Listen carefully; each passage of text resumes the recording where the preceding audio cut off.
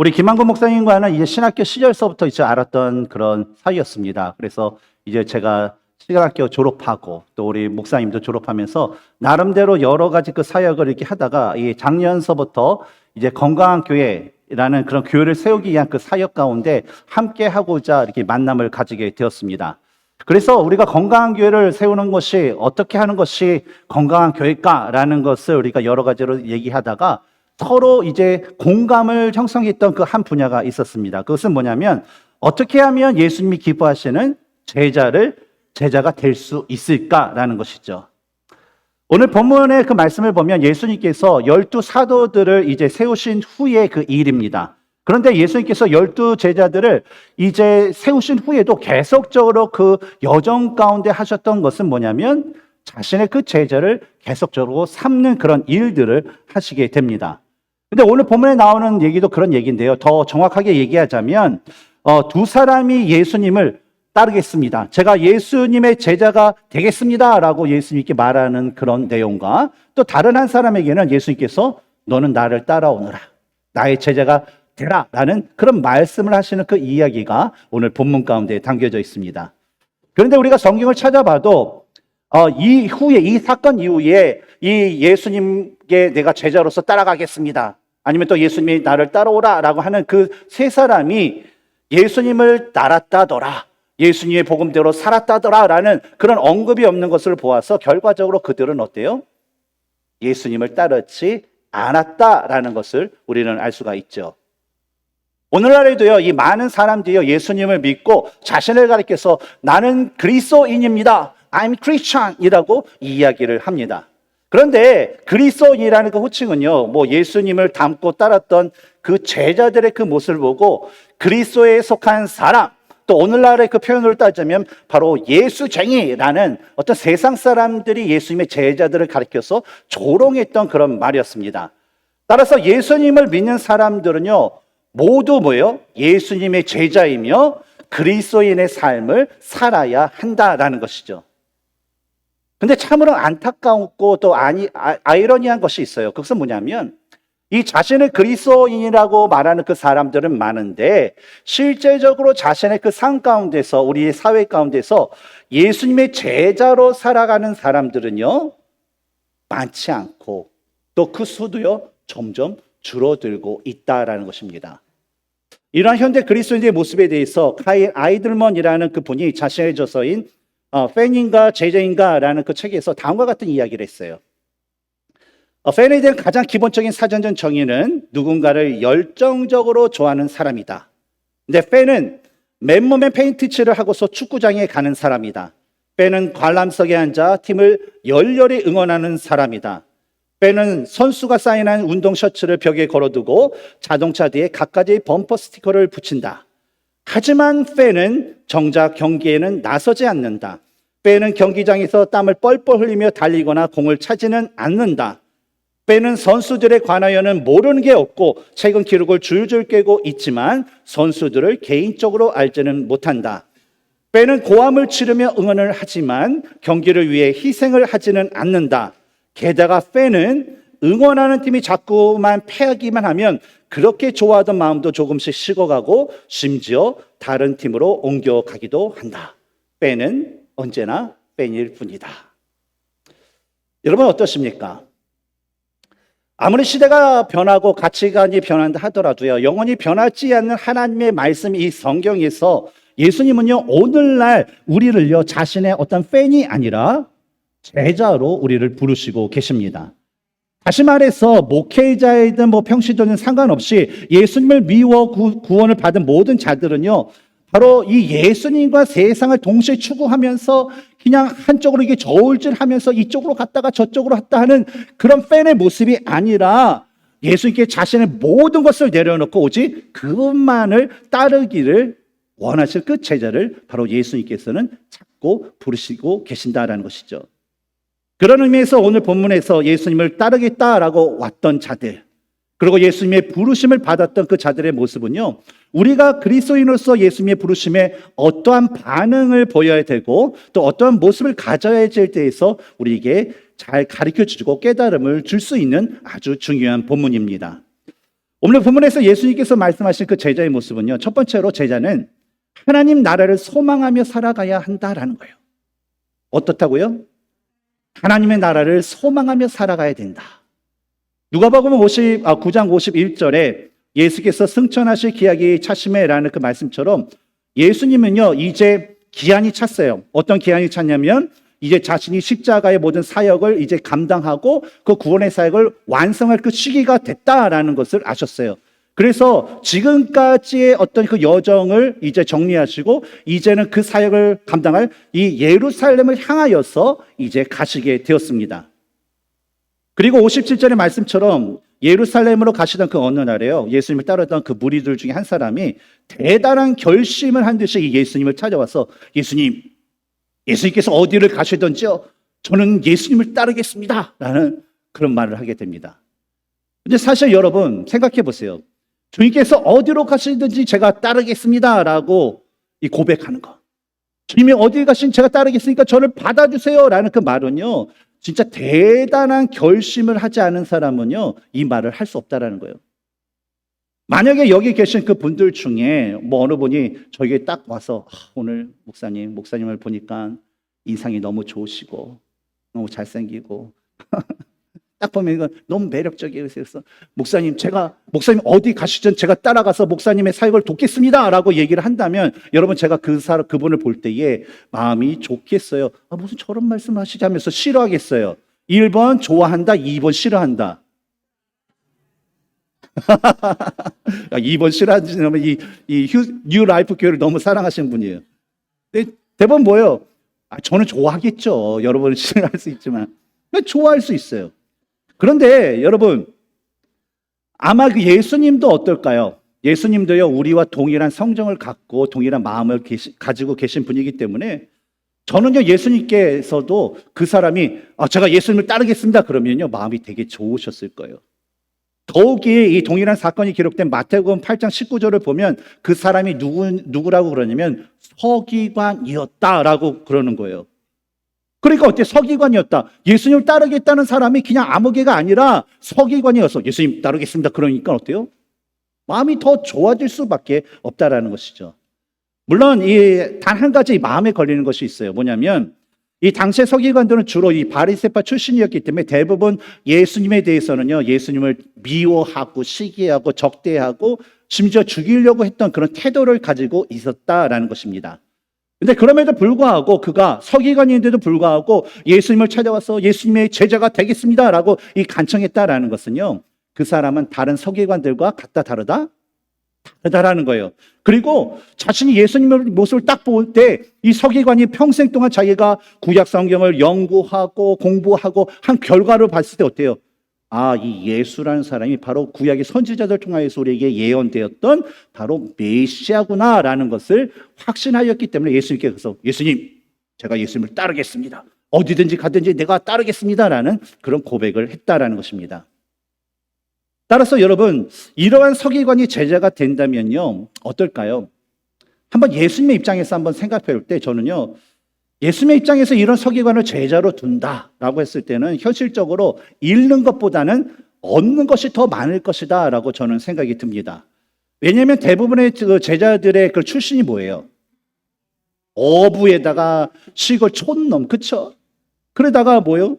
또 뭐 사람들에게 있어서 예수님의 제자들 그러면 쟤네들에게서 무슨 선한 것이 있어, 쟤는 좀 무식해 하면서 무시를 당하기 일반적이었다라는 거예요. 그런데 사람들로부터, 세상 사람들로부터 이 인정과 존경을 받았던 이 서기관이 예수님이 제자가 딱 된다 그러면 어떨까요? 별로 감각이 없으세요? 여러분의 주위에 여러분을 따르는 사람이요, 진짜 유명한 학자가 형제님, 제가 앞으로는 당신을 따르겠습니다 그래서 제자가 딱 된다고 그러면 좋아요, 싫어요? 좋아져. 뽀대기 나요. 좀 있어 보이고, 그동안 어때요? 그 같이 따른 제자들도 사람들에게 저 무식한 사람 막 이렇게 조롱과 비판을 당했는데 서기관이 내 친구야 라고 그러면 어때요? 격려가 되고 든든할 수밖에 없기 때문이라는 것이죠. 근데 예수님은요, 이 제자가 되겠다고 찾아온 이 서기관에게 58절에서 다음과 같은 말씀을 하세요. 예수께서 이르시되 여호도 굴이 있고 공중에 새도 집이 있으되 인자는 머리 둘 곳이 없도다라는 거예요. 그러면 이 대답은 뭡니까? 서기관이라는 이 사람의 간청에 예수님께서 제자로 받아들이시겠다라는 그 말씀도 아니고, 야 너는 바리새인이고 서기관이기 때문에 너는 안 돼라고 하면서 이 거절한 것도 아닌 이 애매모호한 그 대답을 하신 이유는요, 한 가지 이유가 있었어요. 그건 뭐냐면 바로 그 서기관이라는 사람, 예수님을 따르겠다 하는 그 사람의 그 마음에 가진 숨은 동기 때문이었다라는 것입니다. 예수님의 제자가 되겠다고 온 이 서기관은요, 분명히 예수님이 메시아로 오신 분이었다라는 것을 나름대로 확신했어요. 하지만 그가 생각했던 메시아는 어떤 사람이었냐면 바로 당시 그 제자들, 예수님을 따르는 그 제자들, 예수님을 따랐던 그 수많은 사람들이 가졌던 그 메시아에 대한 그 생각처럼 정치적인 해방, 정치적인 그 구원을 위해서 오신 그런 메시아였다라는 것이죠. 그리고 그의 생각에 딱 보니까 예수님이 예루살렘으로 향하고 계신 거예요. 근데 예루살렘을 향하고 계시면 또 뭘 할 것 같아요? 한 자리에, 예수님 어떤 자리 할까요, 그러면요? 왕의 자리에 딱 앉는 거예요. 예루살렘으로 지금 향하고 있는 것 같고, 딱 보니까, 그리고 그 예루살렘 가면 이제 뭔가가 정치적인 해방을 위해서 왕이 딱 될 것 같은데, 지금 내가 예수님의 제자가 된다면, 나중에 예수님이 왕권이 되면 자기는 어떤 사람이에요? 1등 공신. 그렇죠? 뭐 적어도 1등 공신이 아니어도 2등 공신이 되어서 자신이 얻을 유익이 너무나도 많을 것이다라는 계산이 그의 마음 가운데 있었다라는 것입니다. 결국 그는 예수님께서 곧 이루실 왕국과 그 영광을 바라봤지만요, 그가 바라본 그 나라와 영광은요, 하나님 나라의 그 영광이 아니라 뭐예요? 이 땅에서의 그런 영광이었고, 예수님께서 그 영광을 얻기 위해 그 감당할 그 고난에 대해서는요, 그 사람은요 전혀 생각을 하지 못했다라는 것입니다. 따라서 이러한 그의 불순한 동기를 아셨던 예수님께서는요, 바로 그에게 58절에서 여우도 굴이 있고 공중에 새도 집이 있으되 인자는 머리 둘 곳이 없도다라고 말씀하신 거예요. 이것을 좀 쉽게 얘기하면요, 사람들이 가장 소유하기 원하는 것들, 그리고 사람들이 가장 필요로 했던 어떤 의식주와 같이 이 세상의 그 어떤 유익을 얻고자 예수님을 따르고자 하는 그 사람은요, 결코 예수님의 제자가 될 수 없다라는 거예요. 그래서 여러분들이 신앙생활을 할 때에 내가 뉴 라이프 교회에서 내가 한 가닥 해가지고 이 휴스턴 사회 가운데 내가 좀 있어 보이는 그 사람이 되겠다라는 생각으로 온다면요, 예수님 제자가 될 수 있다라는 거예요. 내가 이곳에 와서 인맥을 쌓았고 나의 어떤 사회생활에서 조금 번창하는 계기로 삼겠다라고 나서 이곳에 와서 수십 년 동안 생활해도 그 사람은 제자가 될 수 있다 없다? 제자가 될 수 없다라는 거예요. 여러분, 예수님을 따른 제자의 삶이라는 것은요, 세상에 그 소망을 두지 않고요, 먼저 그 하나님 그 나라의 소망을 두는 그런 삶입니다. 눈에 보이는 것이 없고 손에 잡히는 것이 없지만 주님의 그 말씀대로 어때요? 따라가는 그런 삶이 제자의 삶이에요. 이성적으로나 논리적이거나 상황 상식적으로 맞지 않는 길이 뭐예요? 바로 이 제자의 길, 제자의 삶이다라는 것입니다.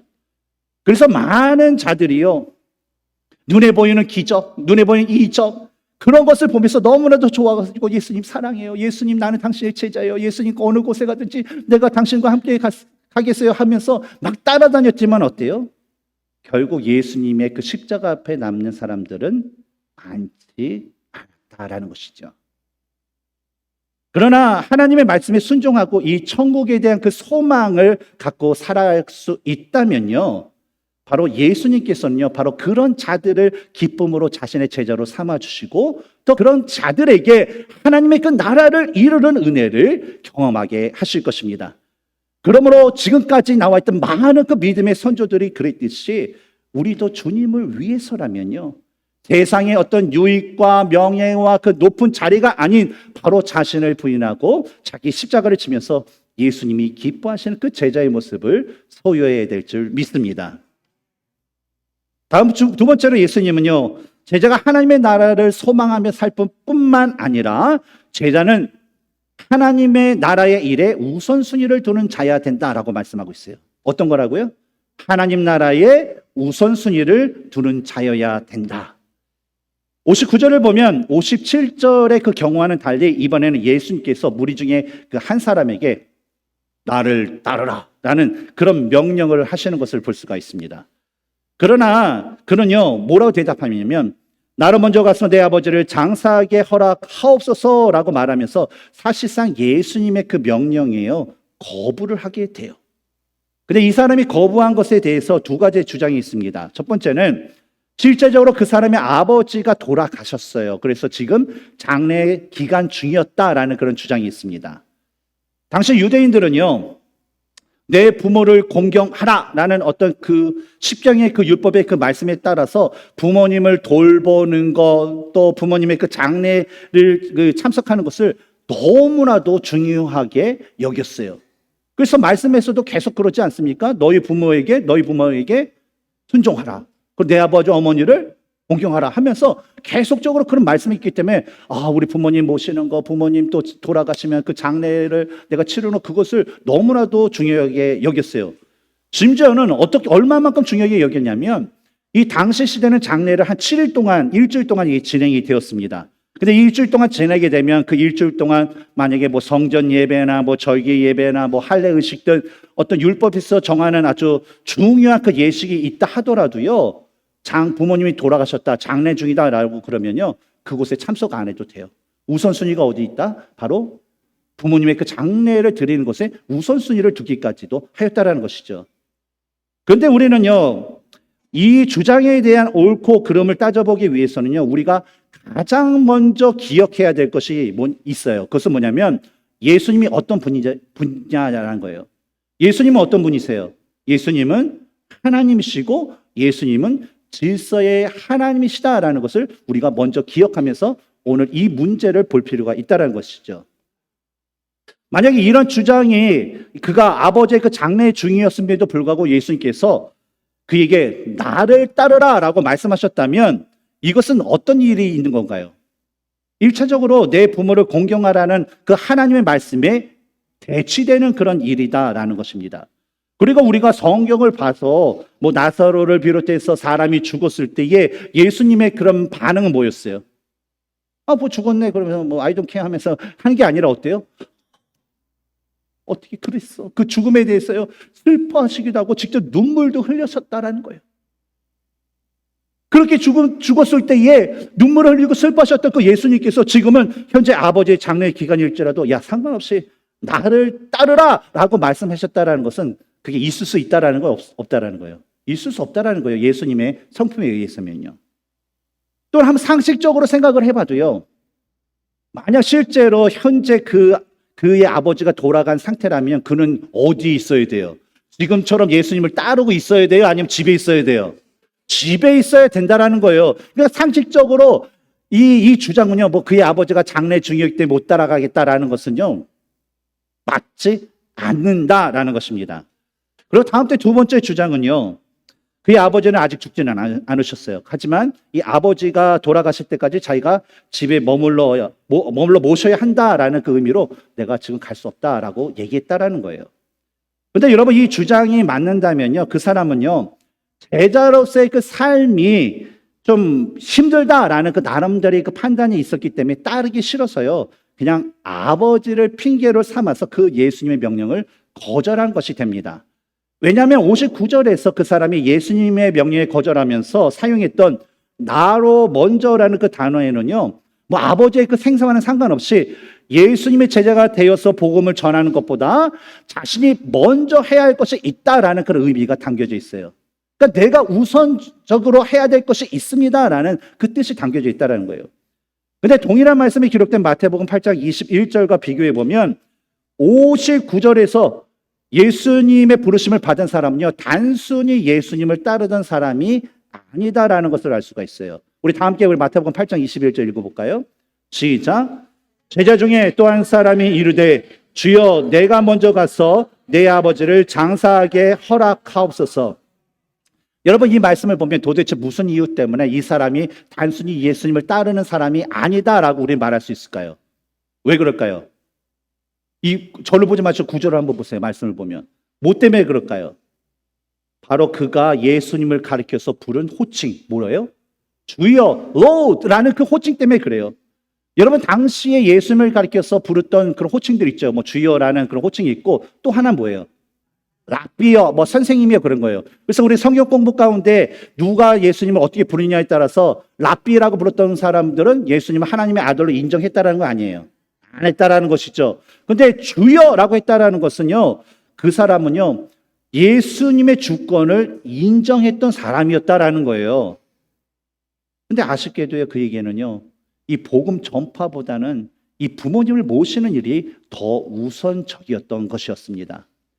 이에 대해서 예수님은요 60절에서 죽은 자들로 자기의 죽은 자들을 장사하게 하고 너는 가서 하나님의 나라를 전파하라 라고 말씀을 합니다.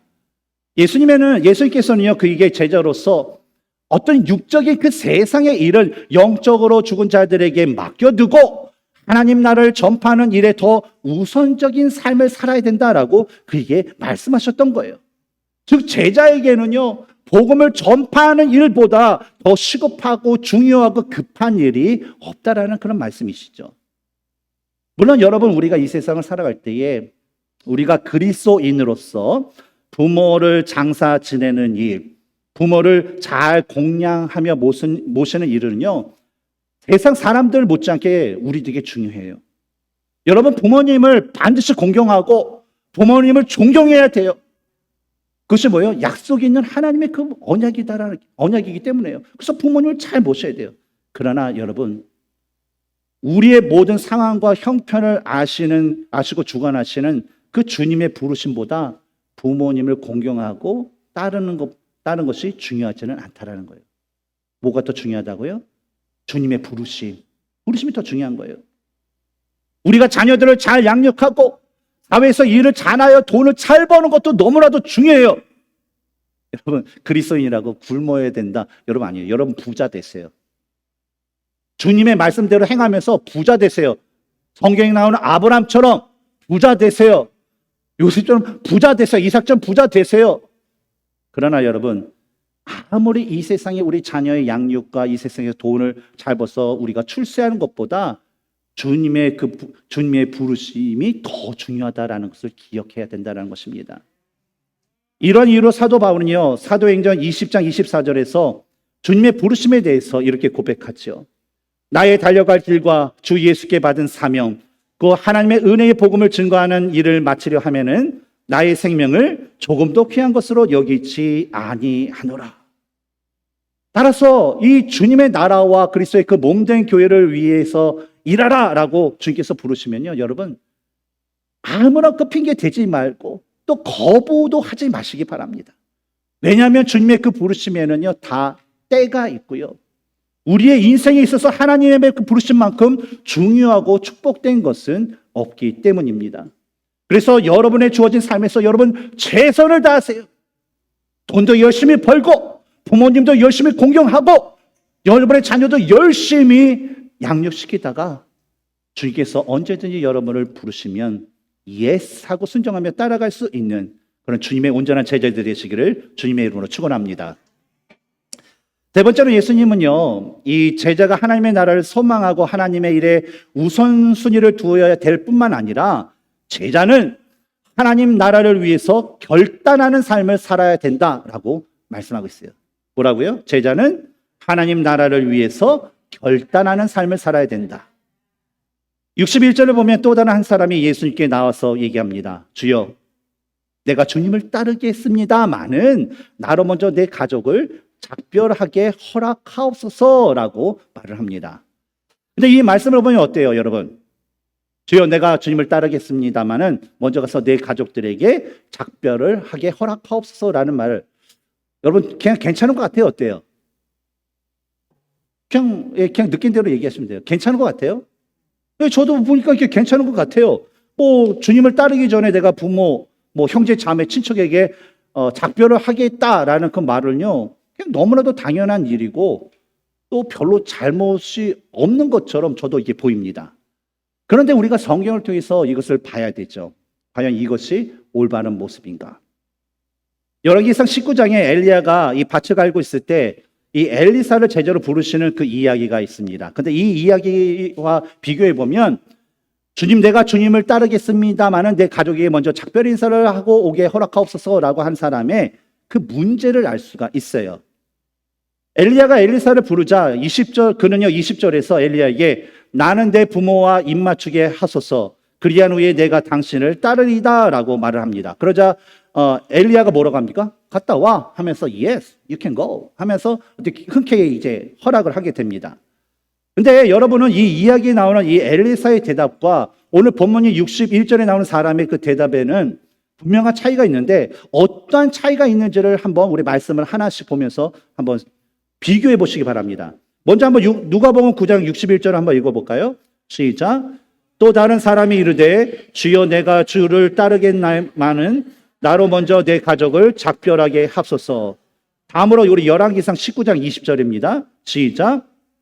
소를 버리고 엘리야에게로 달려가서 이르되 청하건대 나를 내 부모와 입맞추게 하소서, 그리한 후에 내가 당신을 따르리이다. 엘리야가 그에게 이르되 돌아가라, 내가 내게 어떻게 행하였느냐 하니라. 여러분 이 두 구절을 이렇게 비교해 보면 무엇 때문에 엘리야는 엘리사에게 허락을 했고 예수님은 그 따르겠다라는 사람에게 허락을 하지 않게 되었을까요? 도대체 무슨 이유일까요? 이 말씀을 우리가 계속적으로 반복해서 그 문맥에 따라서 그 내용들을 우리가 이렇게 살펴보면요, 엘리사의 경우에는요 이미 엘리야를 따르기로 마음에 확정을 했다라는 거예요. 확정을 한 후에 단순히 부모님께 가서 부모님 바이 하면서 어때요? 마지막 인사를 하겠다라는 뜻으로 갔다 오겠다라는 거예요. 하지만 오늘 본문 누가복음에 나오는 그 사람은요 아직 마음에 예수님을 따르겠다는 그런 마음에 확정된 그 상태가 아니었다라는 거예요. 따르고 싶은데 왠지. 그래서 뭐냐면 그 결정을 내가 집에 가서 한번 가족들과 한번 상의해 보겠습니다라는 그 의미를 가졌다라는 거예요. 왜냐하면 61절에 나로 먼저 내 가족을 작별하게 하소서라는 그 말에는요 문자적으로 내 집으로 가서 남자 가족들에게 작별하도록 하소서라는 그런 의미를 가지고 있습니다. 그리고 이 문장에 쓰인 내 가족을 이라는 그 단어에는요 헬러 문법상의 남성 인칭 대명사라는 거예요. 그럼 얘기는 뭐냐면 당시의 가족에 대한 의견, 결정권을 가지고 있는 사람이 누구예요? 예를 들어서 부인이 하나님께 서원을 해요. 근데 그 하나님께 대한 서원을 합법적으로 하나님의 뜻에 맞게끔 거절할 수 있는, 리젝시킬 수 있는 권한이 누가 있어요? 남편에 있어요. 아들이 하나님 앞에 내가 나신대로 살겠습니다라고 서원인데 그 서원을 합법적으로 하나님의 그 법으로 합법적으로 취소시킬 수 있는 사람이 누구예요? 아버지예요. 그리고 집안에서 만약에 그 보아스가 이제 룻하고 결혼하는데 그것을 결정할 수 있는 권한은 누가 있어요? 집안 내에 제일 높은 남자였다라는 거예요. 그런 유대의 그런 룰이 있다라는 것이죠. 그래서 이 의미를 살려서 다시 해석해 보면 그는요 자신에 대한 그 의사 결정권을 가진 그 남자 어른이 내가 예수님을 따르는 것을 허락한다면 내가 갈 수 있지만 그분들이 왜 가? 가지 마라고 그러면 갈 수 없다라는 식으로 그런 마음을 가지고 예수님 제가 한번 집에 한번 다녀와서 한번 말씀드릴게요 라는 식으로 이야기를 했다라는 것입니다. 결국 이 사람은 어떻다라는 거예요. 예수님의 그 제자로 따라 나설 의지가 처음서부터 있었다 없었다? 없었다라는 거예요. 근데 왜 이런 얘기를 했을까라는 것을 개인적으로 생각해 볼 때 아니 수많은 사람들이 모이는데 예수님 제가 예수님을 따르겠습니다 그 얘기를 하면 어떻겠어요? 있어 보여요. 그렇지 않습니까? 뭐 유명한 목사님 이게 집회 오시면 여러분 조금이라도 인맥을 알면 가서 목사님 사진 한번 찍어요. 왜 찍어요? 왜 찍어요? 뭐 카톡이나 뭐 인스타그램이나 뭐 페이스북에 올려서 오늘 여기 목사님과 사진 찍었어 그러면 사람들에게 나는 이런 사람이야. 난 그것을 보여주기 위해서 그렇다라는 거죠. 그래서 그렇게 얘기했는데 예수님이 따라오라는 그런 뉘앙스로 얘기하니까 집에 가서 한번 제가 한번 집안 어른들께 한번 물어보겠습니다라고 그런 반응을 했다라는 것이죠. 그래서 이런 자에게 예수님께서는 62절에서요 유대의 속담인 손에 쟁기를 잡고 뒤를 돌아보는 자는 하나님 나라에 합당하지 아니하니라라는 그 말로 그에게 책망을 주시게 됩니다. 바로 이 속담은요, 사람이 어떤 일을 하기로 한번 결단하고 착수한 이후에는요, 자기 결정에 대해서 뭐 갈등하거나 후회하거나 다른 사람의 눈치를 보면서 행동하지 말라라는 그런 의미를 가지고 있어요. 다시 말하면 예수님께서 복음 전파라는 위대한 사명을 그가 눈앞에 두고서 그것을 할 것인가 말 것인가에 대해서 사람들의 어떤 의견을 모르고 사람들의 눈치를 보면서 그에 따라서 결정하고 하는 일을 하지 말라라는 거예요. 예수님께서 예루살렘에 입성하셨을 때, 그때 당시 여러분 기억하시죠? 예수님께서 예루살렘 입성하기 전에 한 가지 일을 하셨어요. 뭐냐면 제자 둘에게 얘기하기를, 제자들아, 이웃 마을에 가서 사람이 아무도 타지 않은 그 나귀가 메어져 있어. 근데 그 메어진 그 나귀를 풀어서 나에게 데리고 오라 라고 얘기해요. 그리고 누가 왜 가져가냐 그러면 뭐라고 합니까? 주가 쓰시겠다라는 그 말을 하고 데리고 오라는 거예요. 근데 여러분 이 명령을 한번 상식적으로 해보세요. 여러분에게 자매님, 이 동네에 가서 묶여있는 그게 그 소가 있어요. 그 소를 저한테 데리고 오세요. 그리고 누가 뭐라 그러면 목사가 쓰겠다 하라라고 하고 데리고 오세요. 그러면 하시겠어요? 하시겠어요?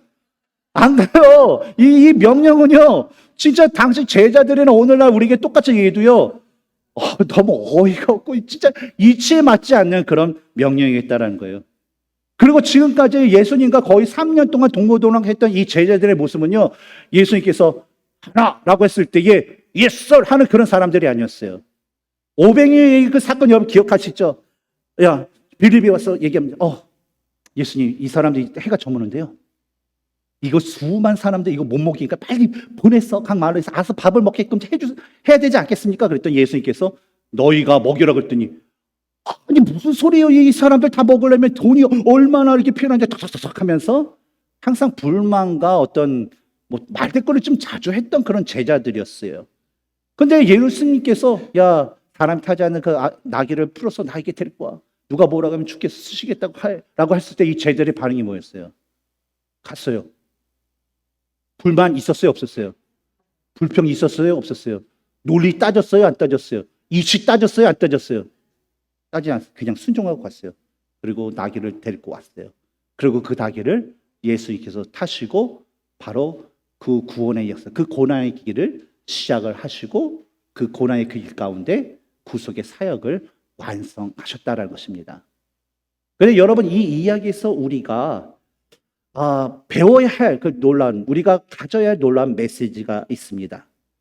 아무리 예수님의 그 말씀이, 오늘날 하나님께서 말씀하신 이 성경 66권의 그 말씀이 우리들의 생각에 이치에 맞지 않아 보이고 또 우리가 이해할 수 없다 하더라도요, 이 성경에 나와 있는 하나님의 말씀이 하나라고 말씀하실 때 이것을 우리가 순종할 때에 우리들은요, 바로 그 주님의 구원의 역사에 참여하고 그 역사를 이루는 데 있어서 우리는 어때요? 같이 하는, 공헌하는 그런 축복을 얻을 수 있다라는 것입니다. 그러면서 여러분 이 신앙생활을 하면요, 여러 가지 섬김의 기회도 있고 또 남들이 또 하기 싫어하는 일이 있어요. 뭐 세상에서 3D가 있잖아요. 그렇죠? 3D가 있는 것처럼 뭐예요? 교회 안에서도요, 뭐 위험하고 힘들고 그 더러운 일, 그런 일들이 있어요. 근데 여러분 그런 것들에 대해서 만약에 교회가 필요하고 목사님이 필요하다라고 하고 그러면요, 그것에 형제님, 자매님 이거 좀 섬겨주세요 라고 하면요, 나는 진짜 무대에서 진짜 이 반짝이는 그 내가 비주얼 담당인데 반짝이는 이걸 해서 우리 교회에 그냥 믿음의 그 미모가 이렇다라는 걸 내가 보여줘야 되는데 내가 왜 이걸 닦아야 되지? 이 더러운 걸 해야지. 내가 왜 땀을 질질 흘리면서 이걸 해야지? 냄새나게 왜 내가 일을 해야지? 하는 그런 갈등이 있을 수 있다라는 거예요. 그렇죠? 갈등 없으세요? 그거 훌륭하십니다. 훌륭하세요. 띠리들이 그런 일들을 하실 수 있다는 건 대단한 거예요. 근데 대부분요, 갈등해요. 그리고 그걸 하라고 하면요, 목사님 원망하고 그거 하라는 집사님 원망해요. 근데 오늘 성경의 말씀을 보면 주님의 일을, 어떤 일이든 주님의 일을 할까 말까의 갈등이 생긴다면 반드시 성경 뭐라고 얘기합니까? 주의 일을 선택하라라고 말씀한다는 거예요. 그래야면 뭡니까? 주님께서 우리의 모든 것을 이루어 주시고 우리가 그 주님의 영광을 경험하게 된다라는 것입니다. 지금까지 우리 본문에 나오는 예수님의 부르심을 받은 이 세 사람의 그 모습을 보면요, 예수님을 따르는 그 무리 중에 있었기 때문에 겉으로 딱 보기에는요, 예수님의 제자인 것 같아요. 그렇죠? 예수님의 제자인 것 같아요. 근데 실제적으로는 예수님의 제자답지 않은 그런 공통적인 모습이 이 세 사람에게 있었습니다. 예수님은 영적인 일만 생각하는데 이 세 사람은요, 세상적인 일만 생각했어요. 예수님은 하나님의 뜻만 생각하는데 이 사람은요, 자신들의 체면, 자신들의 입장, 자신들의 그 뜻만 생각했다. 예수님은 자신이 가야 할 길을 분명히 알고 계셨는데 이 세 사람은요, 자신이 가야 할, 예수님과 가야 할 그 길에 대한 확신이 없었다라는 거예요. 주님의 제자란 준비가 내가 다 되었기 때문에 따라가는 그런 자들이 아니라 주님이 부르실 때에 그 말씀에 순종하여 제자의 길을 묵묵히 가는 사람이 예수님의 제자입니다. 여러분, 옛날이나 오늘날이나 앞으로도요, 예수님의 부르심에는 두 가지의 부르심이 있어요. 첫 번째는 예수님께서 이루신 구원으로의 부르심이 있습니다. 구원받는 것. 그리고 두 번째 또 하나의 그런 부르심은 뭐냐면 예수님께서 명령하신 복음의 사명자로서의 그 부르심이 있다라는 거예요. 그런데 많은 그리스도인들은요, 이 첫 번째 부르심에 대해서는 관심이 있어요. 그래, 내가 구원받았어, 내가 천국에 갈 수 있어, 하나님의 자녀가 됐어, 얼씨구나 좋구나, 할렐루야 하고 좋아해요. 하지만 두 번째 부르심에는 내가 그로소리 가서 이 전단지를 돌려야 되나요?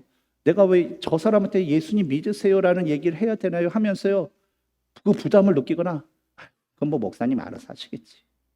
뭐 여기서 뭐 제자 훈련 받은 뭐 아무개 형제 자매가 하겠지 하면서 그냥 관심을 두지 않는 자들이 많아지고 있다는 거예요.